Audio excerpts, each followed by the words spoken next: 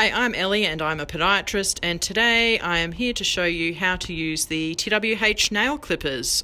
These clippers are great because they're high-grade surgical steel, which means that they're awesome for cutting not only regular nails, but particularly nails that are thickened and difficult to cut with regular clippers.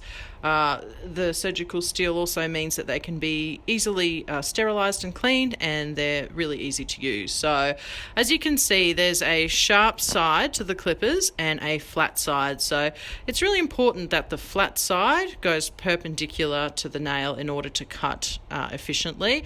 And as you can see, we're doing the tap test here to work out how much nail we need to remove. If you're unsure what the tap test is about, go and watch our video on the tap test. And remember, the goal with clipping your nails is always to cut straight across and not into the corners. We also want to make sure that the corner of the nail is out past the top edge of the skin on the side of the nail and not trimmed too far back down. Once again, the video on the tap test will help you to determine how far is too far, or conversely, what is not enough.